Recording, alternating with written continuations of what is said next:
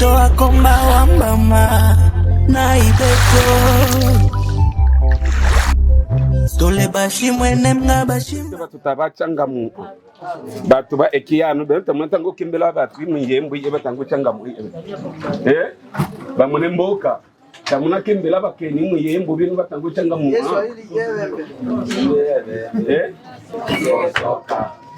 wale wayake konga tango bitu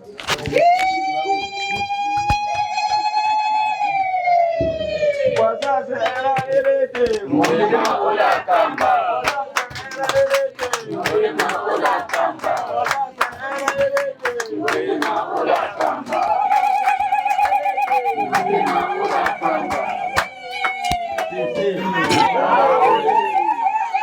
Mwakole babu pale alinitangulia, alizungumza preske yote tulikuwa tushapanga. Kwa hiyo tulikuwa na point tatu zenye babu alizungumza na ni zile zile. Point ya kwanza ujiste ilikuwa juu ya probleme ya mchomoko, tulikuwa tunasema juu ya vijana. Tunaomba familia vraiment tusaidie kwa hiyo jambo. Vijana mchomoko wenyewe wako nje, watusaidie vraiment. Kwa hiyo michomoko vijana wako wanaweza kamata vijana kama nje wako hata 50. Wanaweza kuwa 50 wakichukua hata vijana wawili watatu kunjia mchomoko. Sasa tutakuwa wengi nje. Kwa hiyo ilikuwa ni point ya kwanza ambayo tulikuwa tunaizungumzia. Point ya pili ni ya miradi. Miradi tujikaze tufanye miradi. Ebole la itutumikishe. Kama gisi babu alizungumza pale, miradi kifanyika watutumikishe sisi sasa wene hatuna makazi ili tufanye kazi. Na point ya tatu sana ilikuwa juu ya ukumbusho komite ituangalilie juu ya communication. Piko baadhi ya watu mu shirika wetu hawako wanajikomunike sana, sijui njoo nini. Ilikuwa ni point tatu zenye tulikuwa tunaandaa. Kamati itatutengenezea hiyo maswala. Hiyo ya mchomoko watusaidie juu ya vijana.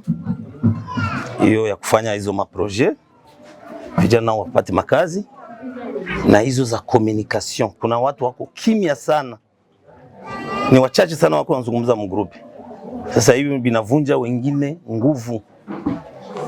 Kwa hiyo ndio malalamiko yetu, tuwafikisha kamati itutizamie. Nashukuru sana. Tupatia neno. Karibu. Okay. Kuna mengi ya muhimu. Na huyu ni mkusanyiko wa kwanza ambao emo ya Ebola imeenda kufanya katika nchi ya Kongo. Hii ni ya kwanza kabisa. Na niko nasikia mara kwa mara watu wanasema umoja ni nguvu. Kweli umoja inaweza kuwa ni nguvu kama wewe umoja uko ndani ya ule umoja. Na ndio unaweza kuwa na nguvu. Hautakuwa na nguvu wewe hauko ndani ya ule umoja. Haitawezekana. Haiwezekana. Lakini unaweza kujivunia ule umoja ni nguvu kwa sababu na wewe uko ndani ya ule umoja. Na hicho ndio kitu chenye naona kiko kinashindana, kiko kinatafuta kushindana, ama kilikuwa hiyo umoja ulikuwa unaanza na nguvu, lakini zile nguvu zilikuja zinaregea kumwisho. Huko mtu anaweza kujenga nyumba yake, anaianzisha na juhudi kufika mulento inasimama completement. Ndio kama hii emo yenye tulikuwa nayo ilikuwa kabisa, ilianza vizuri. Mimi nasema kwa niaba ya Uvira. Ilienda vizuri kufika mulento ikasimama, voire meme communication azikuwa. Lakini ningalipenda hivi tunatoka hapa twende tumalizie nyumba yote. Ienee na tuitole. Inaweza kuwa ni mzuri. Kwa sababu hakuna kitu kuna unasikia mtu anasema neno upendo. Sasa upendo ni nini? Upendo unapashwa onekane mu matendo. Hautakuwa wa kusema mkinywa. Tulikuwa tunazania pengine ni manyumba zenye ziko mbalimbali. Na hii neno tena nataka niseme kiwaziwazi. Embe ina matawi.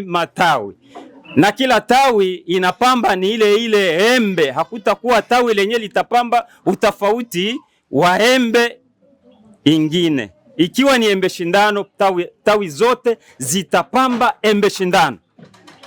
Sasa huko unakutana sisi wenye tuko mtawi mmoja, mwembe moja, lakini huko unakutana kama vile embe aziko sawa sawa. Huko unakutana kama vile embe aziko sawa sawa. Et pourtant embe ni embe shindano na matawi yote napaswa ipambe embe shindano. Kwa sababu gani? Ya ule upendo wa dhati ya kukua ndani yetu. Tulikuwa tunaonana kama vile tuko watu wa mbalimbali, na kumbi tuko watu wa nyumba moja. Unaona? Kumbi tuko watu wa nyumba moja. Na hivi sasa ndio ile picha imekuja kujionyesha kwa siku ya leo kwamba sisi tuko watu wa nyumba moja na tukamatane. Tuko Uvira, kuko watu wenye wajua kwa wengine. Unaona? Sasa unajiuliza juu ya nini fulani asijue kwangu, fulani asinitembelee au mimi nisimtembelee fulani. Unajiuliza hivyo. Unakosa kujua kiburi ya nini kwa ndugu yako, kiburi ya nini? Kufanyizia ndugu yako kiburi ya nini? Unakutana ni ujinga ambao uko naongoza watu. Lakini ningalipenda leo tutoke huku kabisa na decision nyingine yenye itaonesha kwamba emo ya Bashe Bolela inasimama imara. Kama vile nimetoka kusema nyumba yenyewe ilikuwa inaisha Mulento, sasa tuimalize na tuitie manjanja. Tukaze upendo. Kwanza tulikuwa tunakamata example moja kwa watu wa Burundi walikuwa bien, hebu nabo balivunjika tu hivi hivi tu. Tulikuwa tulisha kubakopia kabisa. Ile mfano yao ya kutembeleana, unakutana bako wanatuma mapicha, unaona na tukajaribu na sie kuikopia. Lakini gisi yao walivunjika kule na sie huku tukapita tunavunjika. Inawezekana bangaliendeleaka na sie huku tungaliendeleaka. Kwa sababu tulikuwa tunakopia kwao. Mara hii kabisa napenda tutoke huku. Antuka twende na ingine modele ingine yenye itafanya kitu. Na hakuna kitu kenye kinaweza kufanyika bila makontribution. Bila makontribution. Tusiku tunategemea tu Ulaya bayama. Tusiku tunategemea tu Ulaya. Huku watu wako wanaenga maetaji ya niveau 4, niveau 5 mtu yepeke. Sasa hii kundi yote kama inasema turealize projet fulani.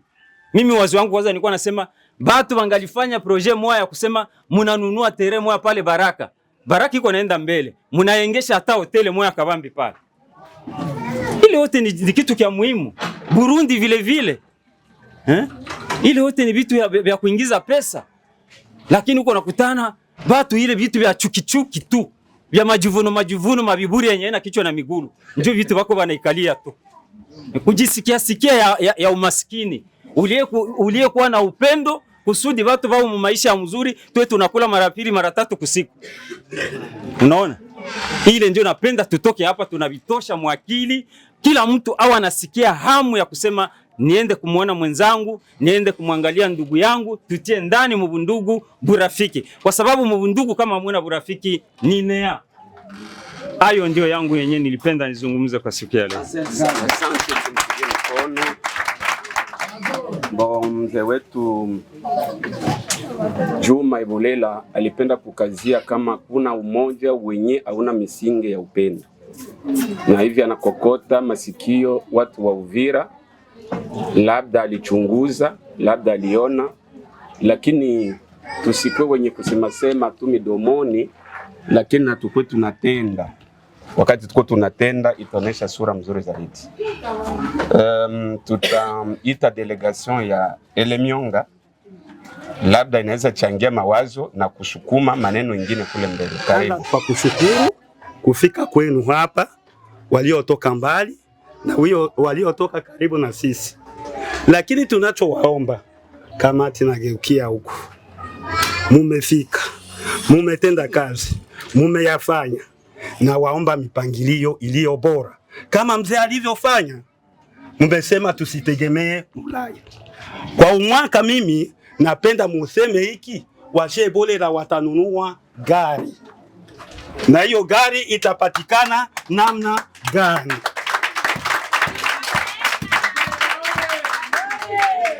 tusimizimize, tuwe na kitu fulani ambacho kwa programu yetu tumetia, kenye tutaangalia sasa, eske tumefikiria lengo? Na kweli kuna neno ambao waliolisema, ushikamano. Ushikamano, sijue tena nisemeje. Na ushikamano ni nini? Ni upendo. Unaweza ukanipe na unipendi, unaweza ukanipe na unipendi, lakini kinachoombwa tuwe na upendo kati sisi kwa sisi. Haya hapo mbele sasa tutanunua hiyo gari. Hilo ndo labda ningilielekeza. Nilisema kwa upendo na tuwe na mpangilio kwa mwaka, jinsi mnavyotaka nyinyi. Elemionga kuwe, Uvira kuwe na Baraka kuwe. Ama kama sisi sote Kongo ni gari, Burundi watanunua havyo, sijue Zambia watatupatia nini. Haya mipangilio njoo na waombeni. Asante tena.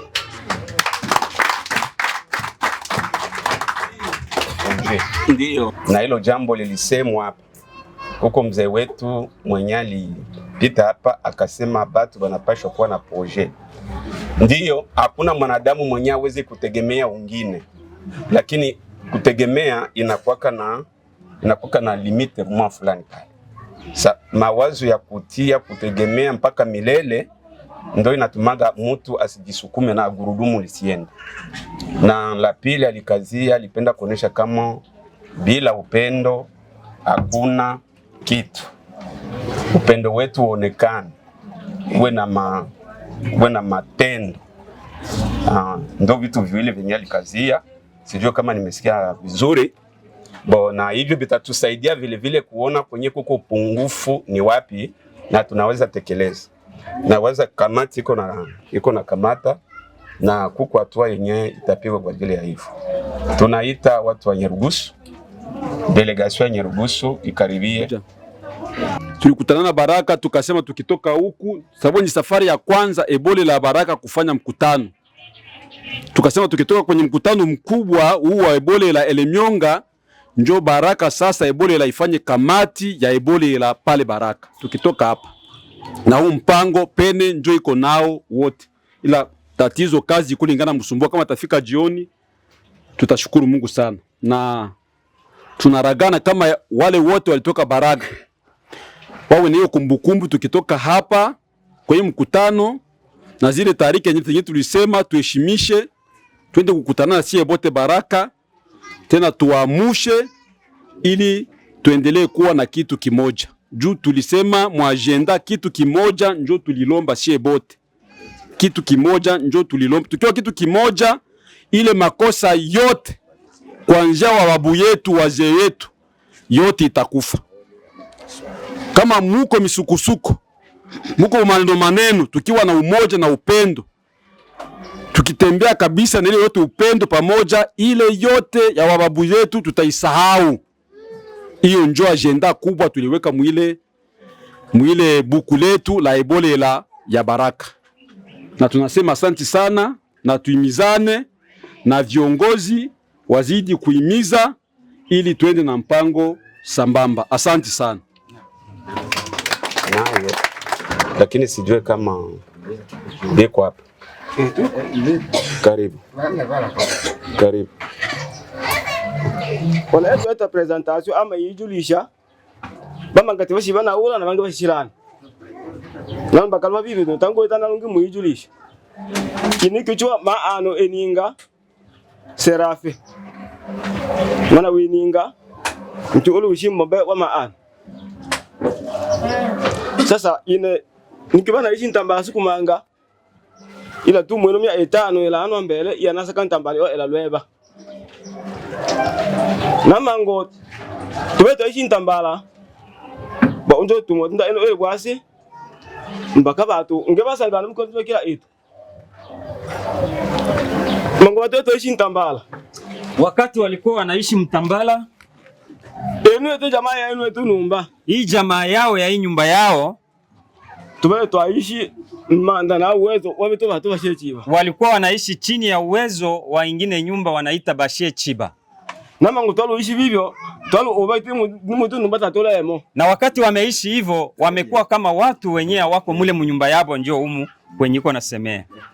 Nama ngo bitubino tubabino mtu bya kyobo kila mtu asema kumbi ni mtu afa na ni mwetu. Na hivi mambo yanakuwa yanaenda yanajifungua, yanakuwa yanamfahamisha kila mtu kumbi humu njo nyumbani mwetu.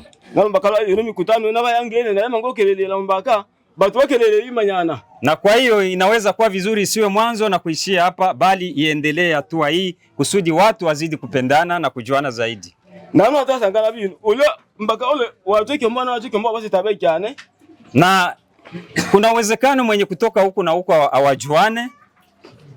Na ule wikelele huko na wikelele huko anashiunganisha yabo mbaka ba manyana lumusiko bashi sangane badano turo sangana beshuna huko botano. Yule na yule ambao wanaweza kuwa wanajuana wanaweza kushirikisha wale wengine bado hawajajuana ili nao wapate kujuana kama vile wao wamejuana.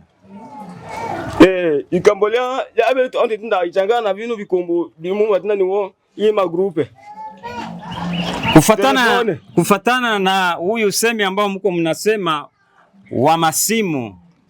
Yangeni na baki aba isela abwe obatu boss. Ndiyo ni njia ambao iko rahisi tena kwepesi kwa watu kwa wanawasiliana. Sasa longi kila mtu tayo. Sasa ubovu wa bahati kila mtu ana nayo. Toshimuise mbao wala baetecho bala. Basi tunalilia kwa wale ambao wanakuwa nazo. Baba ngweto wangu msao ya ibonde. Basa ule la bala bange bashetecho. Wawe wepesi wanaposikia habari zenye zinatoka mjamaa wanaambia wengine. Ndumaka taona wikyo maya ya sawa. Na hakuna mtu anaweza kujua lile ambao akuambiwa. Biama ngabitu simoto mwana bubi anu kumbe basi wale la bana kundi. Yeye mango ongola vitu bi odele chani. Hivi ni kama vile mshituko kwao kuona kumbi kuna kundi kama ile ambalo liko linafanya mambo kama haya ya kuendelesha watu kuwa mbele. Yo baba ngabino ile bubi wabo. Wengi ni jambo la mpya kabisa. Tunapenda kusema hivi. Ube chubo sibala itakano etolo jamaa ya Bashie Bolela. Kwa sisi wote ambao tumekusanyika hapa katika jamaa la Bashie Bolela. Ya mulu to yengero ondo ichangana na binu tutasangana na binu tumuta amanyana. Hakuna chochote kinaweza kuendelesha Bolela kwenda mbele pasipo upendo wa dhati. Bina wengine ni bo. No ine wa imana. Inaweza kuwa vizuri kwa kuwa mimi ndio nimesimama hapa. No nile na bani bato. Na hapa niko na wadogo zangu. Isiwaza nibo. Bala tenkilima la kila ndo hapa mwane nibo. Babo ibato ba ile numba ile motendwa yanze eninga. Na wao ngilikuwa vizuri wasimame ili watu waweze kuwajua, kuwatambua kwamba hii ndio nyumba ya mzee anayojulikana kwa jina la Eninga. Ngina tunde ninga, abisha tunde ninga tata, bena tunde ninga wabula wote bishimbo mbe. Maana yake anasema Eninga ule wa kwenye watu walitokaka. Aseme ule mwenyewe mwingine mnajua. Bai mane, abe wetu mwana, abe wetu machi. Bai mane. Awe nani asimame, awe mtoto mwanamke, awe kijana wasimame. Ibochwa? Yongwa? Ibochwa? No, ijamaa ya mzee Eninga tutoa bochwa. Atafanya kifupi tu kwa kuonyesha jinsi wanazaliwa. Na anu bino tole numba monos. Na hii yote ni nyumba moja tu. Tukyo ban numba chisatu. Wanakuaga nyumba tatu. Ole bana bishimbo mbewa. Kuko watoto wa Ishimbo Mbewa. Ole bana ba Bekia Mwale. Kuko watoto wa Bekia Mwale. Na ole bana ba Matiabo. Na kuko watoto wa Matiabo. Na anu bino to bolongo wa Ishimbo Mbewa nos. Na hapa wako tu jamaa la Ishimbo Mbewa. Yene mwana wa Eninga na waninto alonda inonu. Huyu njoo mtoto wa Eninga na mdogo wake huyu. Na wakimachitalano. Bibi yake inawezekana yuko. Wakimachalo protocol. Iko huko kwenye jiko. Ano wale wa abele ono mwana wa Nondo Nyange. Na huyu wa pili ni mtoto wa Nondo Nyange. Iwa alonda Eninga. Njoo mwenyewe anamfuata Eninga. Na wakimacho ki wala ongana. Na bibi yake yuko pembeni yake. Toshika wane mto wake mwana wakinse ayonu. Na mdogo wake fie wake njoo huyo. Na yine wane mwana ono. Na yeye mtoto wake njoo huyo. Mwana wa asatu wa Ishimbo Mbewa Nyange wachwa. Mtoto wa tatu wa Ishimbo Mbewa njoo huyu. Nsoshi yono. Mkubwa njoo huyu. Na wakimacho. Na bibi yake huyu. Walondecha ono. Mwenye anamfuata huyu. Na unge ono. Na ungine huyu. Na vivyo mtuno siku chibele tu ele twachiminya ola samba ono na ono. Na mwa hizi siku mbili wangali wanapoteza mwenyeko katikati ya huyu na huyu. To onda ni lenu sangana yetu tumangoma yana na tumangoelekezana mipango yose leo. Kwa hiyo anapendelea huku kujuana kwetu kwenye kumekwenda kuanzisha leo na kila kitu tuwe tunafahamishana. Tusitanguana asina sitendeka mlango. Mabemba se.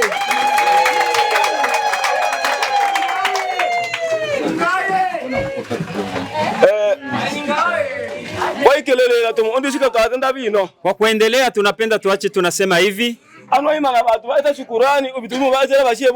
Hapa pamesimama watu ambao wamesifu mambo ambao Washebolela wamekwenda kuwafanyizia. Sasa kwa upande wao hakuna kitu ambacho wanaweza wakasifu.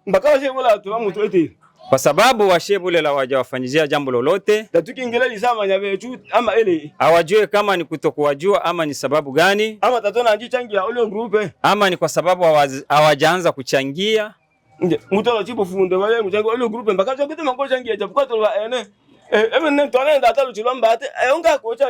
Kumbi muwaelekeze gisi wanaweza kuwa wanafanya, ijapokuwa ni wamaskini nao wanaweza kuwa wanajitahidi kwa kutoa hiyo michango. Walijua tu siku ambapo mzee wao alifariki huko Lweba. Wakamuona pasteur anafika kule. Akabeba msaada wenye ulitolewa na Bashebolela. Na hapo akaanza kuamuka kuusingizi ya kwamba wandugu zetu wanaanza kutufamia. Kwa sababu kuna kidogo ambao walienda kujiwakilisha nayo kwa kusema waweze kujuana kama ni ndugu. Sasa numana hao. Na nyuma ya hapo welwa na watu mbombo. Wamefiwa na wengine watu wasiokuwa wadogo. Wanaume wa vijana wa watu wazima. Lakini tatelo mwananza ado wala tatilo manyenge otele wambaka tabikiba no ningewa bale kilele ama hawakuongeza kuona wengine msaada uliotolewa kwa wao waliotoweka. Hawakujua kwamba ule ninga ndio walikuwa wanafahamu ndio alikuwa ndugu yao. Wao hawakukuwa wa ndugu zao wenye walibaki na wakatoweka. Mjua nto baada 2023 2022 tolo timile tu mwamba kana nyakiwa ole ankanja olo. Walipoteza kijana wao na mama yake huko Mkanja olo mbele ya karibu ya kwa Mbogo. Tatolo muona msaada wao Shebolela ataonga. Hawakuonaga msaada wote wa Bashebolela. Mwicho mwa 2023 tolo timile wani olo la mbele nani ula yeninga. Mwiyo 2023 tena alipoteza mkubwa yake mwenye kwa mbele yake ndio alikuwa mtoto wa Ininga wa kwanza. Mivyo antuka tolui ama atano sitatolo mwana msaada wa Shebolela. Hawakuonaga msaada wote kutoka kwa Bashebolela. Wasairan msaada wao tutanatangwa wala ati wala. Sasa ikiwa mtu anaweza kuwa hana lolote, yeye hawezi akafika. Hilo ni ulizo. Bino meshi itebi na mwana chaba wala sambaba na mabele bashilano ela achimi na manu mabele. Wagisi ameonesha katikati ya wawili angali anapotea siku hizi.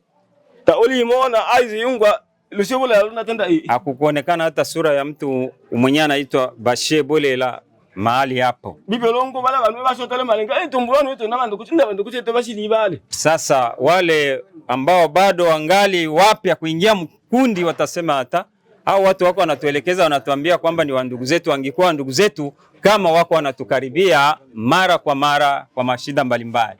Na bino tole nange weto mwana wiki numba abele mwana watata wile mti olo wabechamwale bino ale prison centrale ya 5 na kuna wengine ambao wamefungwa huko ku prison centrale ya Uvira anakuwa na miaka 5 yuko huko bino ba tema ndo kocha baba mu atleji bana ba ayola nyi na wenye kuwa na wandugu wako wanawafuatililia na wanaenda kufunguliwa. Ndio vitu tusilo ba ole. Sasa sisi tutanyosha mkono kwa nani? Baba tuwetala elewa ni mando kuchete bashe chiba. Ebe koshi kuna ende bashule wa bashina wa na wale ambao walikuwa wanategemea kwamba ni wandugu zao walifanya kuona wanatoka kwao wanarudia kwao kunyumba kwa asili yao njoo humu Mwebolela hawakwage tena wanawaangalia. Bangi bino ba malwaji bino chile ntambala aite nasura nakele ndele na aite. Alienda huko Mtambala juzi alirudia kama ni jana ile jana kutwa. Na sanga Juzi bange ba kutwa, balwati mahututi ni hospitali. anakutana wengine wako wagonjwa mahututi hospitali. Bibyo hivi tomo obakana osimene wewe yenyewe unato atilicha. Ndio hivyo wana usumbufu huo wa kutokujua ni nani ambaye anaweza kuwa msaada kwetu. Na ndio cho wazani wele lisa changi yaweza wende etoma tatolo yetu. Inawezekana kwa maulizo yake na mawazo yake aliwazia inawezekana hivi atuchangie, ndipo maana hawatujali wa ndugu zetu. Mtu wa tiku fundwa mu changi changi to anji nonsi. Kumbi mtawaonyesha jinsi wanaweza kuwa wanamemba rasmi wa MOA Ebolela ili wao wanachangia. Na Mungu ngoma watoze kenena magumu mose. Na muwe mnawajongelea katika shida mbalimbali ambazo zinaweza kuwa zinawafikia. Antuka twatinda bobo engete likyo twa ontomo. Mango lo ndo ani tona ningelo enge anatenda ine. Olwane lwande na shela tuna nibo. Lusebula tukelele lisangana mpaka tumanyane. Na tuwe mchunge nosi. Wazo aliwezi kutokea kwa mtu mmoja, ikiwa katika jamaa lao hivi gisi wamejionyesha, kunaweza kuwa mwingine anaweza kuwa na lile la kusema, naye anaweza kujitokeza naye alizungumze. Iwejwa Yongwa Itemu eta kabino Kabina tunda itemu eta kabino itemu sambo ya bukele Iteto eta kabino Itemi sambo ya bokelela. Iteto eta kabino Itemi sambo ya bokelela. Na mwibocha lushemolela Grani pata unu muda wala unu lusuku ni mona mashi sana kupata huyu muda na kuweza kuonana nyuso kwa nyuso kati ya wandugu. Nike ano aete mwaluungwa umuweto mwambaka lake china ila luidwa mgrupe nivo kama apata lisanse ya medicine. Nawaza hapa juzi mlisikia habari ya ndugu zetu, kijana wetu ambaye habari zake zilipita ndani ya grupe ya kwamba alipata lisanse yake ya medicine. Okyo wale mwana wa weto mto mwila numba yetu atenda ya mwisho mwito ya matiabu. Huyo ni mtoto wa ile nyumba ya mwisho ambaye yenyewe walizungumza, mtoto wa matiabu. Ndio na bila vila na natenda nivo namuwela ule msao walonu rusuku. Na kwa vile anapenda tena waambie kwamba hii ni habari ya siku ya leo. Ine nile namse awane wa abele ule anumana na ukyo mse wa imana hao. Ana mtoto wake mwingine wa kike ambayo yuko nyuma ya huyo ambao yuko hapo. Ale Kinshasa. Iko hapo Kinshasa. Na vino wale mu prepare yake LD. Na hivi iko na prepare yake LD. Iko na prepare yake LD. Na tumulinganya itocho mwa ana maliza L3. Na makali system ya LMD. Tunawazia mwaka kesho anaweza kumaliza hiyo L3. Na bibyo ebe tulimotenda nivo bumona bweto bwa niende tunakaba ulushebolela. Na hivyo anasema kwamba anaona uwezekano wao ni mdogo, kumbi anatoa sauti katika kundi la umoja wa Ebolela. Nde ocho mwao ocho mangu munaungwa tunayila umu msawara mbirambe ni umuto wateretse twaabelwa muhimu muda fulani mbakalwa ocho mwana. Katika huyu mwaka unayokuja pengine mnaweza kusikia malalamiko yao, wanaweza kuyatoa kwa ajili ya huyo binti wetu. Ebe munato watericha weyo ele ite ombi na tenda ni julisha jamaa ubanda na uki wetumsi. Umbi hiyo ni sauti ya kutegemea siku moja wawaamushe katika hilo ombi lao kwa ajili ya huyo binti wetu. Nikibamanga betu bana babaikirela yewe mbakabele mutangaza ule radio TV njo kubele mubuchi bwa Sylvie Masoka minga wa bwanjo. Na waza wengi wetu wanamjua kwa sababu alikuwa nadhani journaliste mwa hiyo radio wanaita TV Ngokwe. Ni ukimsa undani sikena julisha ujamaa enu ekolo. Na hiyo ndio habari yenye amependa aache, anaagiza ndani ya jamaa letu lake sisi yote kwa jumla la MOA Ebolela. Asante sana. Bamba. Ina tena ilisi mutaki tena vyose. Na mtu bado urubamalizia vyose. Jenyanga alipenda kusema vinaonekana kwamba wakubwa zake wamekwisha kuvizungumza.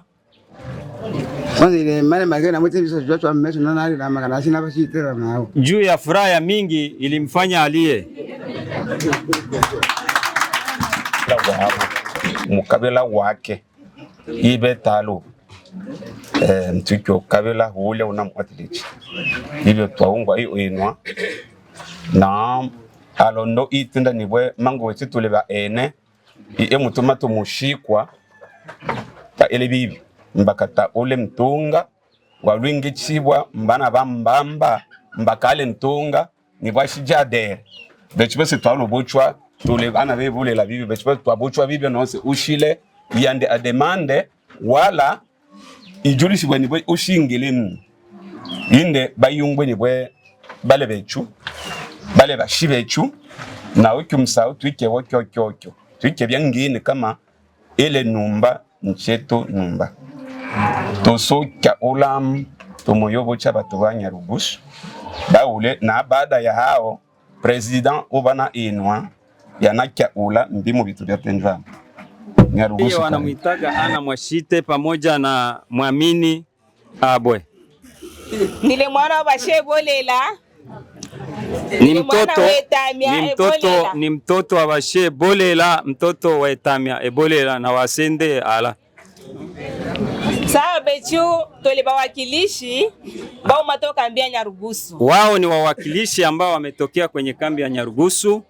Tumotaka to angie kabisa. Wanataka kabisa watoe rambirambi za shukurani zao. Wabechu yola hano toto sangana na hano. Kwa wao kutoka Nyarugusu na kufika hapa ili tuje waje wakutanane na jamaa zao. Ulombaka ubeto bobasha bechu tatuno rubachi yola hano. Kwa uwezo wao kwa kweli msingeweza kuwaona nyuso zao hapa. Lakini ulombaka lobasha wa familia. Lakini kwa sababu ya upendo,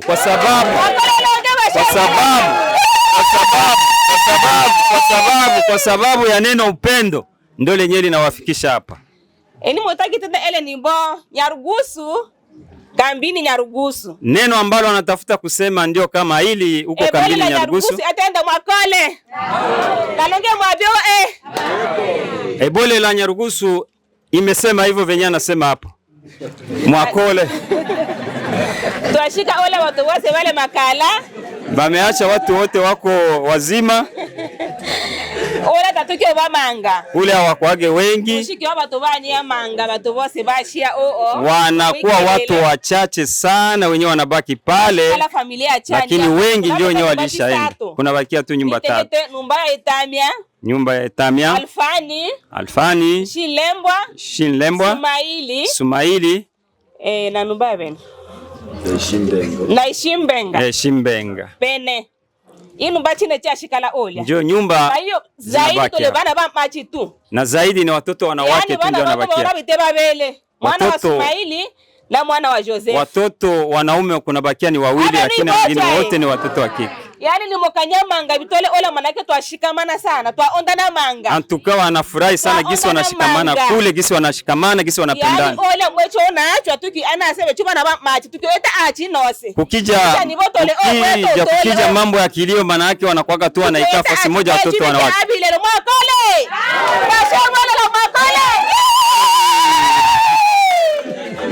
Asante sana. Asante. Hata tutamonana. Twaungano mwe inose fulani. Michelle Nzuruni Ana iko wapi Iana ono? Makole manga. Iana ono. Shike mwenyewe Iana ono makole. Twakanya. Mko mnasikia yepe kiko natambulisha anaendelea kufurahi. Hilo ngelo siku twamonane. Mwakole. Anasema tuzidi kuwa na moyo wa upendo ili siku nyingine tuweze kuonana kama haitakuwa Nyarugusu hata Bulaya. Iwa shikala mchua bato baleo au lunuma na ole bana onda ba manyewe ngama napata nguvu chimana anaimana Sombo Marceline Vinwa lana ba manyewe karibu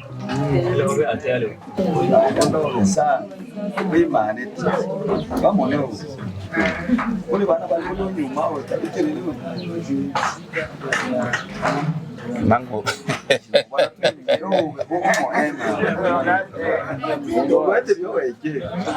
Ndapende tu zungumza. Atao na.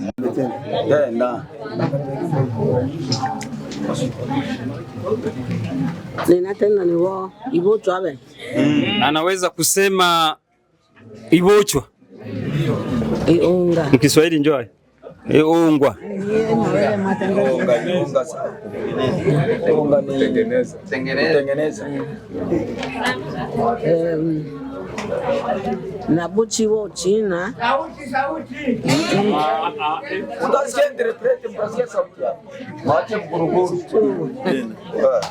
na buchi wo China la Sombo Marceline. Anaitiwa kwa jina la Sombo Marceline. Ali machi washikile Jile Shilembwa. Ni bibi aliyeachwa na mzee wetu Jile Shilembwa. Alivumilia vitu vya Yesu ni mzeta mune emu. Alivumilia vitu vya dunia na akaona mdunia muna kitu. Muni vitu yose vya Yesu vya emine yanje wine. Alionaga vitu vyote vya dunia kuanzia yeye na yeye. Tayari inatumana yanangaisha akili. Hakuna kitu kenye kinaweza kutuma aende anahangaisha akili. Nile ya nubino. Iko hapa tu. Niwe. Afe bashe bole la batazika. Msao nina tenda. Hiyo ndio neno ambao anaweza akasema. Bibyo ibi nile. Na hivyo ndivyo anavyoishi. Shijunyata. Atembeage. Shikiwezi anamhima lumbaka. Awezage kusimama wima kwa sababu ya miguu. Magonjwa ya miguu ndio yanamsumbua sana. Na imono nayo ikakamata kiuno bwana. Na kiuno nayo.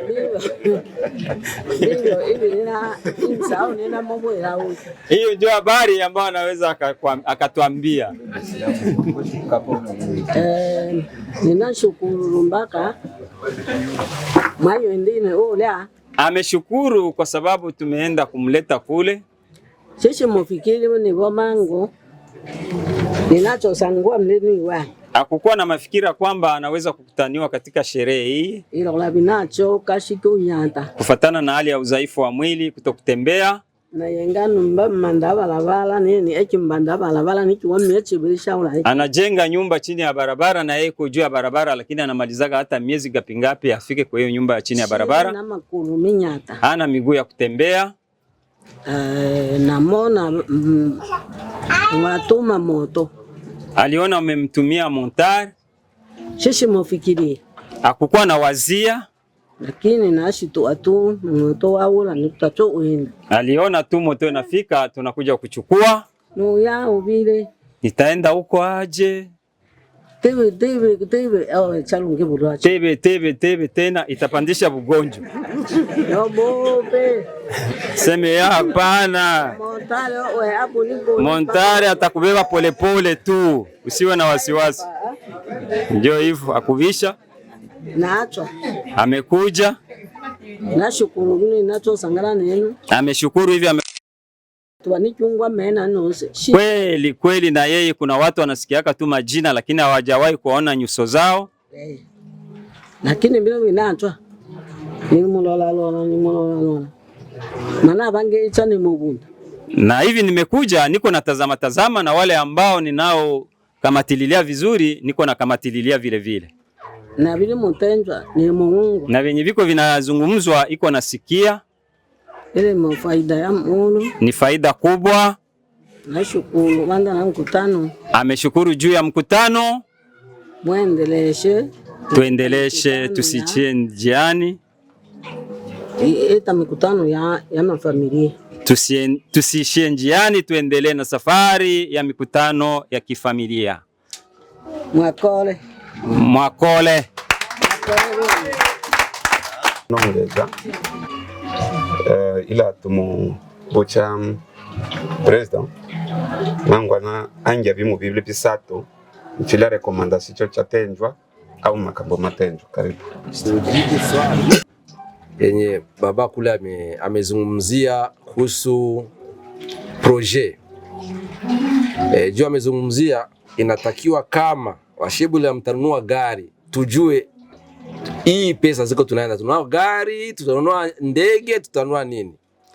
Na nimesikitika kidogo juu watu wa Nyarugusu ni grupu moja likaa chini na ikatoa mawazo yao, na mawazo ni mazuri sana, na nilikuwa nategemea kama watazungumza mawazo yao walikaa kikao chao cha Nyarugusu, ila bahati mbaya naona kama juu ya furaha nyingi sana walipitiwa na wakasahau neno la muhimu sana leo imewaleta hapa.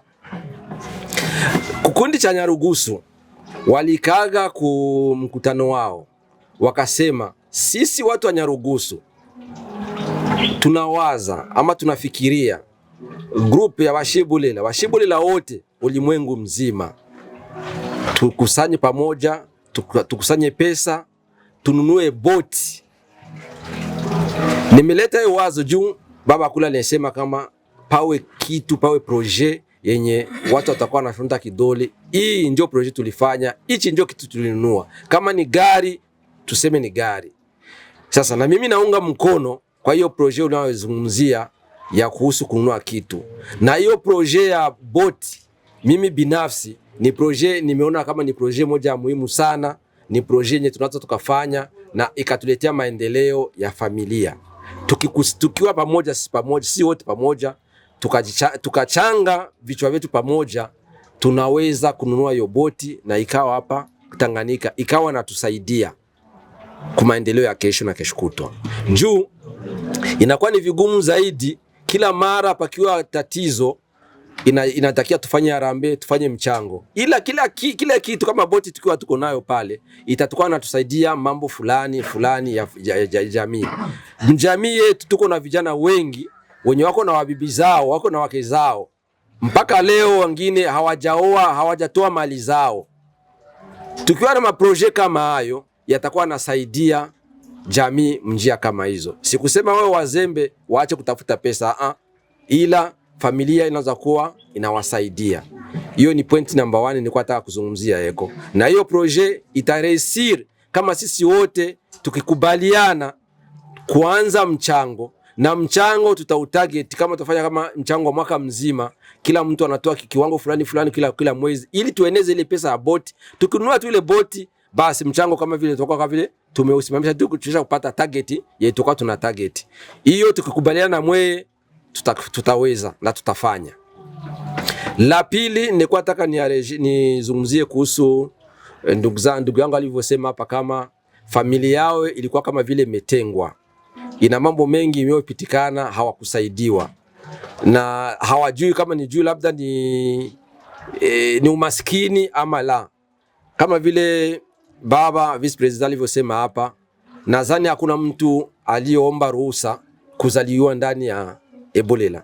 Na hakuna mtoto aliozalikiwa tumbo ya mama yake na baba yake akataraji kama atakuwa yuko maskini. Umaskini, utajiri ni Mungu anayotupa. Hakuna binadamu anayokupatia. Mipango ya Mwenyezi Mungu. Kwa hiyo ukiwa tajiri, alhamdulillah, shukuru Mwenyezi Mungu. Ukiwa maskini tena, mshukuru Mwenyezi Mungu. Ndio akakupatia wewe umaskini. Ila sasa kama vile familia ina ubaguzi wa kuchagua huyu ni maskini, huyu ni tajiri, huyu ni mnene, huyu ni mwembamba, huyu anaishi Amerika, huyu anaishi Afrika. Familia tuko si wote pamoja kwa kusaidizana. Nitajibu direct. Juu ya nini labda ni juu hamkujitokeza kuwa ndani ya grupe yenu, ndani ya familia yenu, mkajulikana. Nadhani kama ulivyogusia wakati wa msiba wa baba Elemyonga, kaka François alikimbia kule kuleta mchango. Juu alituambiaga kama pako familia yetu iko na msiba.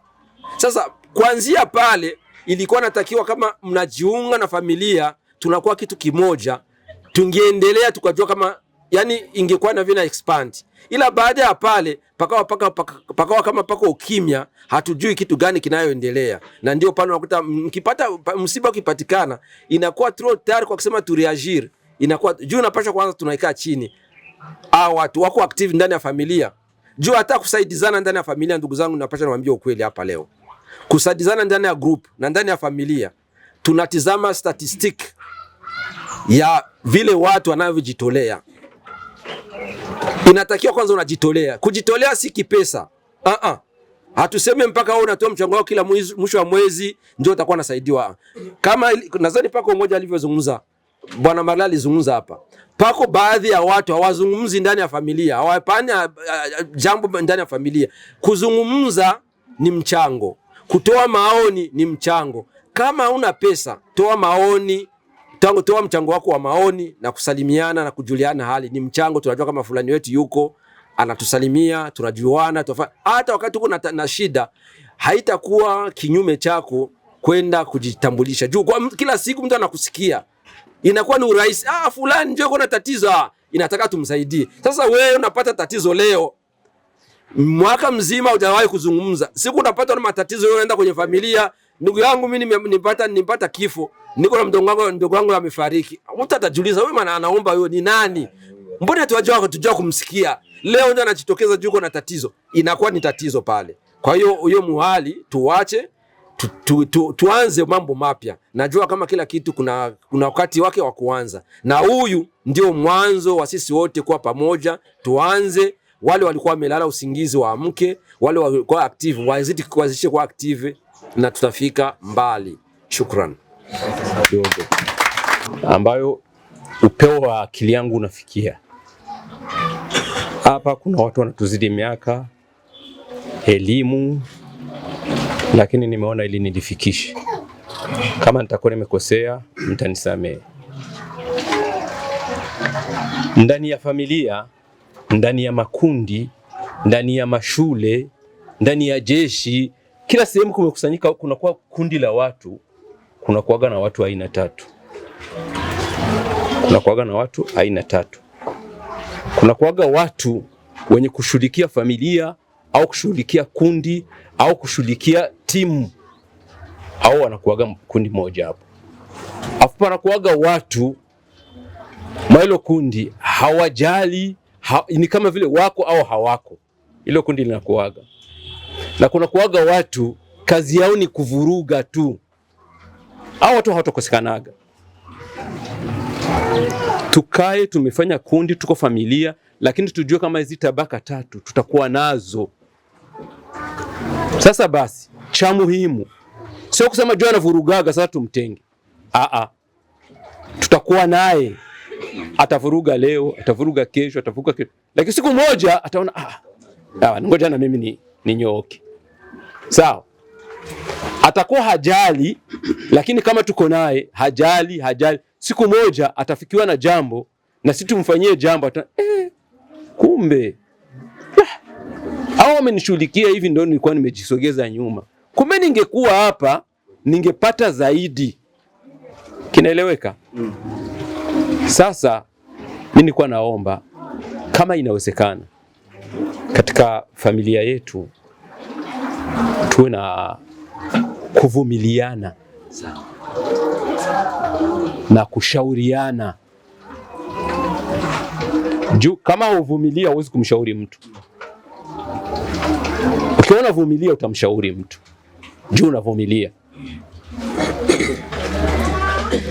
La mwisho nitaka kumalizia. Jameni, watu tunaachana tusema kama kuna madini tofauti, lakini naamini kama katika familia yetu hakuna wapagani. Tunatofautiana tu madini, lakini hakuna mpagani. Juu nafikiri katika familia yetu hakuna mwanasema hakuna Mungu. Yupo? Huyu anafanya ibada zake mwa njia na wewe unafanya ibada zake mwa hizi njia, unayofuata ibada yake mwa hizi. Lakini sio tunajua kama Mungu yuko. Sawa. Hiyo inatosha. Sawa? Hiyo inatosha. Sasa kwa hiyo kutokana na imani yako, ile dini yako inakufundisha, tusitengane. Tusitengane. Tuwe kitu kimoja. Ikifika saa ya ibada yako, fanya ibada yako. Mwingine ikifika saa ya ibada yake, afanye ibada yake. Hivyo, lakini tuwe kitu kimoja. Tuwe na kamba moja, tutakutania eko ya kutengeneza familia yetu.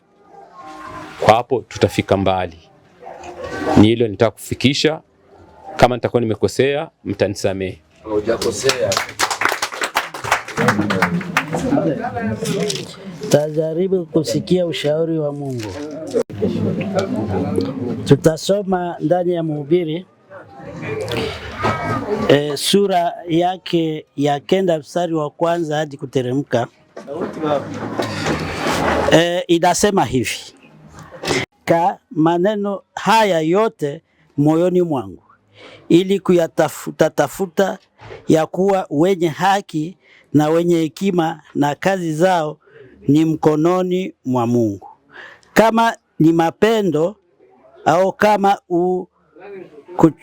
kuchukia mtu hajue, yote ni mbele yao. Maneno yote yanakuta watu wote, maneno yote yanakuta watu wote sawa sawa. Kitu kimoja kinatokea wenye haki na waovu. Wenye haki wanagonjwa na wenye hawana waovu wanagonjwa. Wenye haki wanakufa na wenye hawana haki wanakufa. Walio wema na safi nao wasio safi wenye kutoa zabihu, naye asiotoa zabihu mtu mwema na mtu mwenye dhambi vile vile, naye anayeapa, naye anayeogopa kiapo vile vile. Huyu ni ubaya katika maneno yote yanayofanyika chini ya jua, ya kuwa kitu kimoja kinatokea wote, ndiyo vile vile moyo wa wana wa watu unajua uovu na wazimu moyoni mwao, wangali wanapoishi na alafu wanakwenda kwa wafu.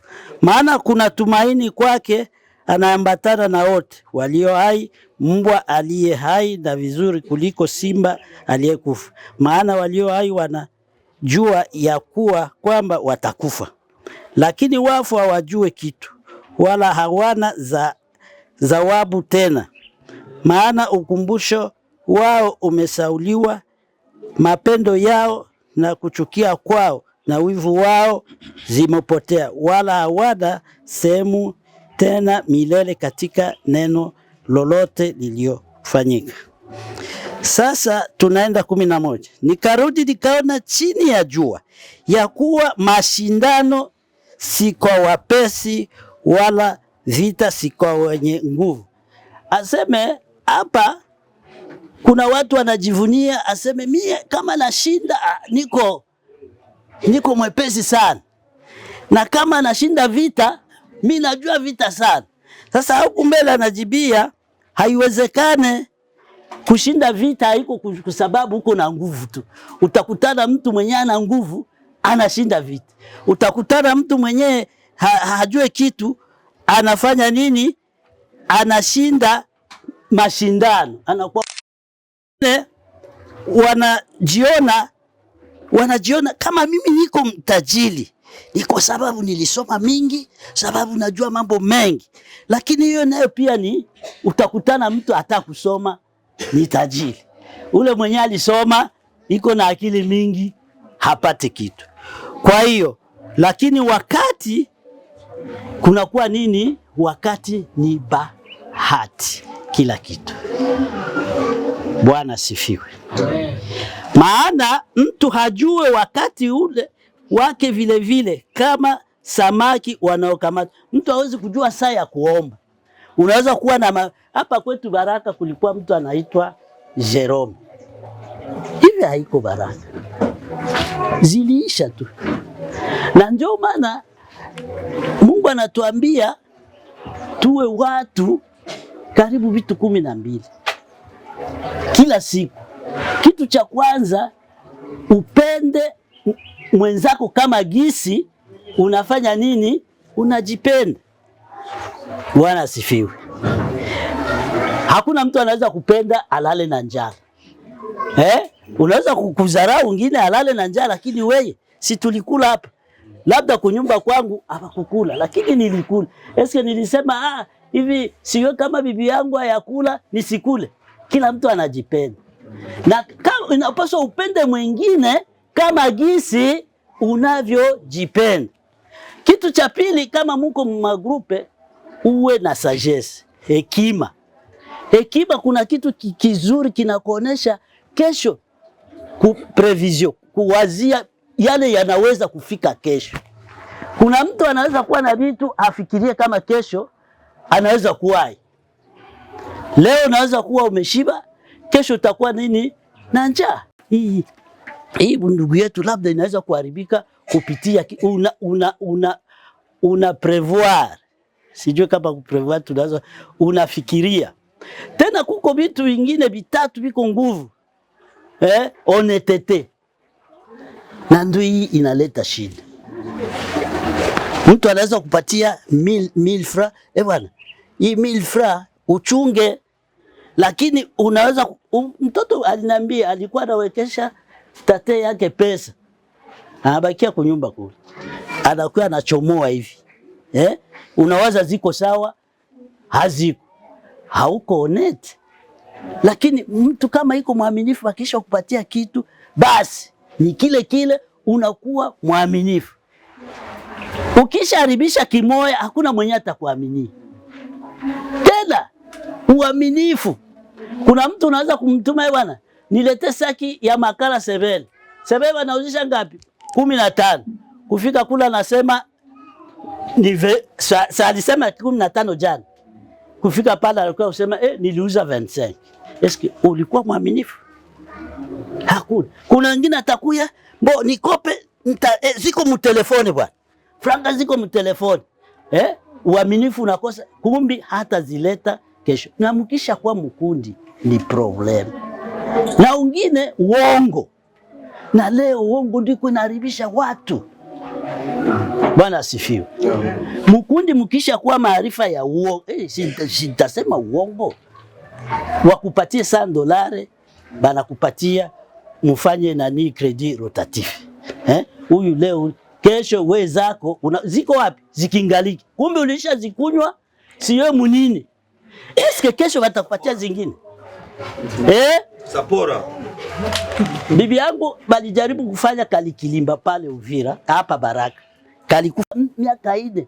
Juba alikuwa anafikisha matroasa kumwezi. Lakini kwa sababu baliingiza wengine, batu ya bongo, batu wasio kuwa waaminifu, ilikufa. Bibi yangu alianza kulipa zile pesa. Na hatuna kitu, shida. Nikamwambia bwana, ni hatari. Kitu kingine cha muhimu ni generosite. Generosite ukipana. Ukiwa mtu wa kupana pana, na wewe watakuwa wanakupatia. Lakini wewe ukisha tia uchoyo, nani atakuwa anakupatia? Pale tunagombanaga na bibi yangu. Omwe tulale na njaa, akisikia tu mwenyewe kuna kashida, kama ni kakigozi kavunga anamupa. Na yeye siku nyingine hata hapa Waislamu bakifunga hivi, bana mletea biwali siku ya Ramadhani. Tunakula na tulikuwa na nini kwa sababu anapana. Lakini ni hatari. Leo mtu akikupatia ni bahati. Generosite. Ukiwa mtu tu akupana, tunaonaka kabunga kanakui. Akienda kusoko Katanga, kama kuko kashida na babebea buchumvi, anakuwa nileta yangu vigozi 5 hivi, tunakula. Kwa sababu iko na mkono wa kufanya nini? Wa kupana. Lakini watu wakisha kuwa na vitu inakuwa kiburi. Kiburi. Na ingine shida, kazi. Mungu mwenyewe alifanya hivi vyote kazi, yeye peke. Akachoka, akapumzika. Akasema hautakula bila kufanya nini? Kazi. Kwa jasho utafanya nini? Kazi. Sasa wewe unaikalia tu Jean Pierre nitumie $100, unaenda kunywa hizo pombe. Mimi siwezi kulima shamba. Huko unahangaika, siwezi kufanya hivi. Unaona wale wenye kwenda kulima shamba ni babumbafu. Hivi kulifika kama projet kenye naona kengefika kanaweza kusaidia watu. Makala hivi inaishi. Miti yote kule inaishi. Banasema kuna kuya formation kufanya makala modern. Eske kabisa tungekuwa watu 13 tujue kufanya makala moderne. Da après 2 ans hatuwezi kupata franga mingi. Juu makala miti inaishi. Hapa ile miongo kuko miti mingi. Hakuna. Wewe sasa wakati mvua itapiga. Sasa itafika 80,000. Hakuna miti. Lakini ukimwambia twende kwa formation ya nani abataitika. Mimi niyo nagusagusa mchafu. Il faut kazi. Tusi tunaomba kazi, tufanye kazi. Kuchuluza tu. Utafika Baraka kila mtu iko na kakazi. Kakazi. Hapana. Unasikia? Na kitu kingine tusiwe mtu nyoka hivi. Njia ujanja. Mimi ndo najua kusema kama mko mkundi bwana, uko mshida. Njia za hivi. Uwe wazi. Na kitu kingine kuna watu hawapendi kusikia nani conseil, le bon conseil. Leo vitu vinaleta shida. Pombe kila siku uko nakula 20,000 ya pombe. Chupa moja ni 5,000 francs. Sijui kama 2,500. 3,500. Mimi niliona mtu moja iko na $1,000. Anaenda kukesha mpombe $1,000, anarudia na $100. Siku moja. Zilisha mpombe. Lakini hapa ukimkonseye acha pombe, anakuona umwali niambia hivi, mimi siwezi kuacha pombe, siku nitaacha pombe nitakufa. Sawa, nikamwambia acha pombe. Mimi nikisikia ale nakunywa vere tu ya kanyanga na pona. Alikufa tu hivi. Kwenda kukutana vya mtumbu vyote vilioza na pombe. Meli. Nani anajua Meli? Kijana moja Meli. Alikufa pombe. Kukutana vyote vinaoza. Sasa hapa kwetu niliona babijana bengi pombe. Sasa huyo mulevi atafanya kazi gani? Mkundi ataifanyaje? Acha pombe, mimi inala ya maoni.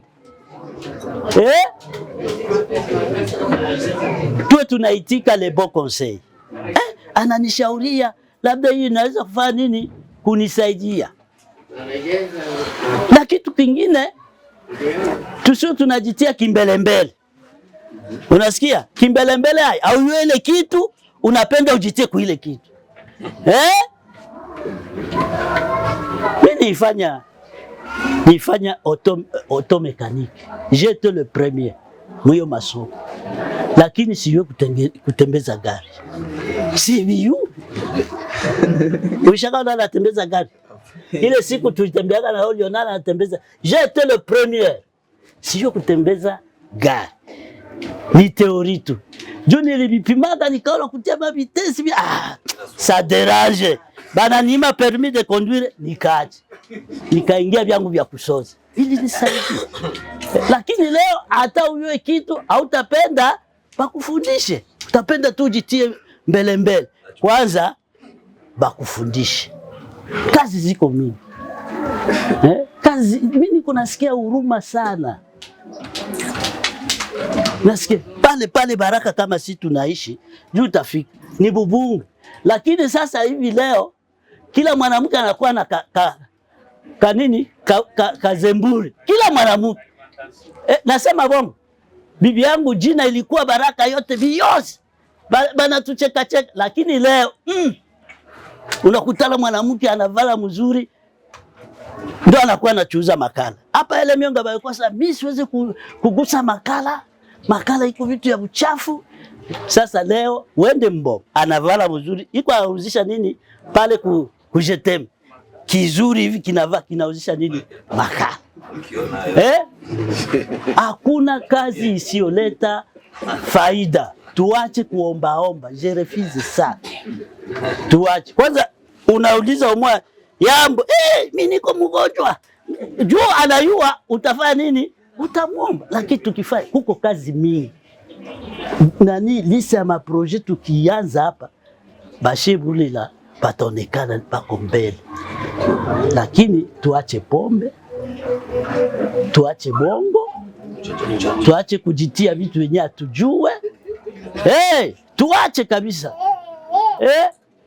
Huko ngine anaweza kuwa na babibi 10 na yeye ana franga. Bibi Lusenda, bibi pale mesekwa. Depense za mingi. Dépenses za mingi, beaucoup de dépenses. Kuko milliardaire moi alisema il faut kuwa una freiner ma dépense. Il faut freiner des dépenses. Il faut freiner des dépenses. Lakini wewe huko unapenda Jerome iko na gari ya 1 million na wewe uende kuuza gari ya 1 million.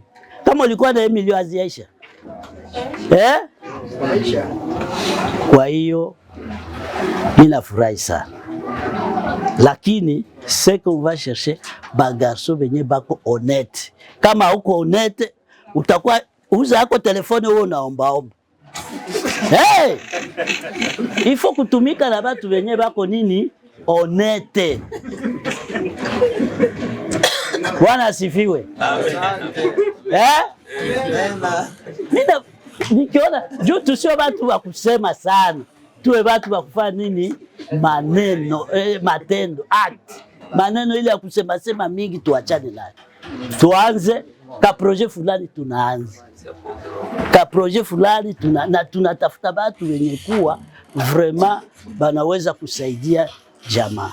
Mfano kweli kabisa tunaweza kuwa hektare 300 za vitu fulani. Tuna mettre en valeur culture tuseme culture ya 6 mois. Kesho tutakuwa na traktere kubwa, tutakuwa na gari kubwa, tutakuwa na boti. Bamoya banabatia muhibi vingine na banasaidia jamaa yote. Kama bamushi umoja anaenda Dubai analeta vitu hivi, kuna kuyaga vitu tu, hakuna mtu binafika banagawa banachuza, wewe unapata faida, unaenda unatu. Ndio gisi wako wanafanya. Ni sisi huko kwa. Lakini sema huko na hivi tulishajua tuko na watoto Bulaya. Bazungu bako banakimbilia. Nilisikia umwa mzungu anasema hakika batakuya huku. Surtout au Congo. Juu wanaona kule nayo batakuya huku kwa sababu huku ndio kuna bakia richesse hatuioni. Ndio ile munisamee kama nimesema, nafurahi sana kusikia tunataka kuingia kukazi. Lakini tutatafuta watu honest. Na watu wenyewe bako na courage. Kama huko honest, uza telefone yako unaomba. Iko haya $1000 ishi tu hivi bila trace. Hamwezi kusikia haya. Kama unashindwa rudisha franga za watu.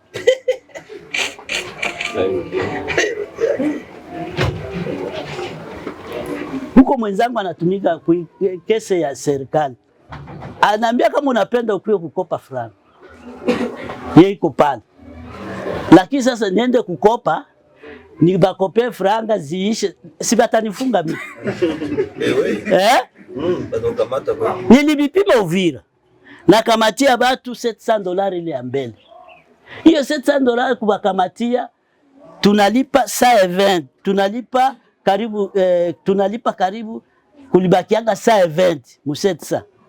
Lakini kwa kukawia ilikuwa kufika $700. Baisha jendea hapo bananiacha hiyo muziki. Na sina meme infra. Heureusement serikali alivunja makopeke juu ilikuwa inazurumu watu, nikapona hiyo msako. Ndio siwezi kukukamatia credit, siwezi. Hivi aliniambia kama unapenda ukui. Sasa mupeo $1000 iishi tu pombe iko hai. Ndio hiyo.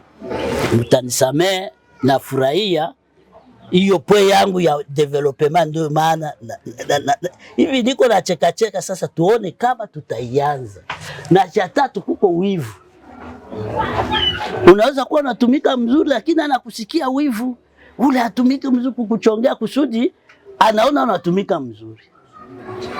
Wivu pia iko. Tutumike kazi na mtaona tutabadilisha. Pale Baraka kuko projet ya kufabriketerie mabriki. Munafanya 100,000 briques. Hayakuwa $15,000. Iko franga kidogo $15,000. lakini tuko tu hapa ile miongo. Jean Pierre mgonjwa, kila siku tutaishia wapi? Na Bwana bariki, amen. Batu bao choka, batu ba pata bikyanga bienda reposas. Tenda ni bwen twashukuru intervention cyose cha echwa na menshi uto uba na mkutano wetu wa mwisho. Okyo mkutano wetu wa mwisho oto sombecha na banetu etibi twatenda mbele inde saa 9:30 tube tushile tayari yana mbaka twalo lible tunamaliza mapema na batu bapumzi mapema. Ole watenda ni boya ano atu eketa ole mpakana batu bose bitu abudu Mungu. Kila mtanashia nja kingi langwa kimchango lakini ibe Mungu ikile niwe Mungu. Ale na hii sababu yabe chu ishanja na maombi mbaka tosu babe ni bomba bala bombi babe inde kila mto ale mwabudu wake Mungu na omie wetibira bya bikewe nabe chubino shikengama msangano urusu tobe eba tobotamba bayoche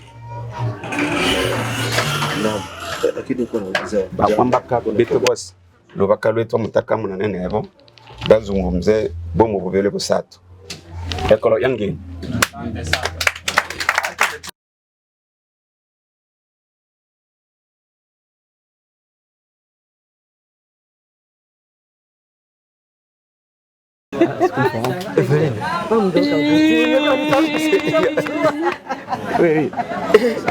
Karibu. Pole sana.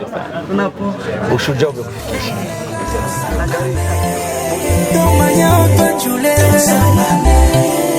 Mashallah.